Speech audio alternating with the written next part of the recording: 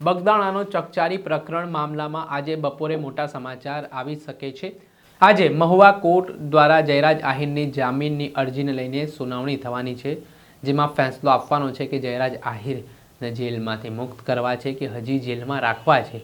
જે આ સમગ્ર ચકચારી પ્રકરણ જેમાં ભાવનગરના બગદાણા ગામના કોળી સમાજના આગેવાન નવનીત બાલદિયા પર થોડાક દિવસ પહેલા કેટલાક શખ્સો દ્વારા ધોકા પાઇપો વડે જીવલેણ હુમલો કર્યો હતો। ત્યારબાદ નવનીત બાલદિયા હોસ્પિટલમાં ભરતી થયા હતા। આ ઘટના બાદ કોળી સમાજના લોકો છે તે હોસ્પિટલ ખાતે દોડી આવ્યા હતા। હુંકાર ભરવામાં આવ્યો હતો અને આ કેસમાં મુખ્ય આરોપી તરીકે નવનીત બાલદિયા સતત આક્ષેપો જયરાજ આહિર સામે કરી રહ્યા હતા અને તેમની ધરપકડ કરવામાં આવે તેવી માંગ પણ ઉઠી રહી હતી। આ ઘટના બાદ એસઆઈટીની ટીમની રચના રાજ્ય સરકાર દ્વારા કરવામાં આવી।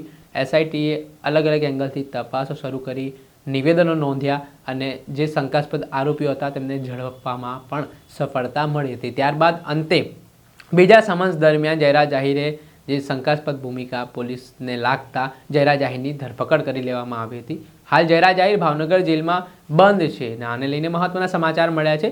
આજે જયરાજ આહિર અને જે અન્ય 4 આરોપીઓ જેમાં નાજુ કામડે મુખ્ય આરોપી હતો તે લોકો દ્વારા રેગ્યુલર જામીન માટે અરજી કરવામાં આવ્યા છે અને જે જામીન અરજીને લઈને આજે સુનાવણી થવાની છે। થોડાક સમય પહેલાં થયેલી આ અરજીમાં આજે ચુકાદો આવવાના છે, જેમાં નાજુ કામડે સહિતની જે 4 લોકોની એક જામીન અરજી છે અને એકમાં જયરાજ આહિરની જામીન અરજી છે।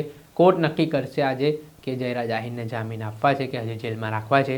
જણાવી દઈએ કે આરોપીઓ સામે હત્યાનો પ્રયાસ તેમજ અલગ અલગ જે મારામારી તેમજ વિડીયો સોશિયલ મીડિયા પર વાયરલ કરીને ડરનો માહોલ ઊભો કર્યો તેવી કલમો હેઠળ ગુનો નોંધાયેલો છે। આ ઘટનામાં થોડાક સમય પહેલાં મહુવા કોર્ટ દ્વારા 8 જેટલા આરોપીઓને જામીન આપવામાં આવ્યા હતા। જોકે હજી જેલમાં બંધ આરોપીઓ છે તેમાંથી હાલ 5 જેટલા આરોપીઓ, જેમાં એક જયરાજ આહિર અને અન્ય 4 આરોપીઓએ જે જામીન અરજી કરી હતી તે મામલે આજે ચુકાદો આવવાનો છે। ત્યારે આ ચુકાદામાં આજે જે બપોરે ચુકાદો આવવાનો છે તેમાં શું બહાર આવે છે, શું જાહેરાત કોર્ટ દ્વારા કરવામાં આવે છે તે જોઈ રહ્યું।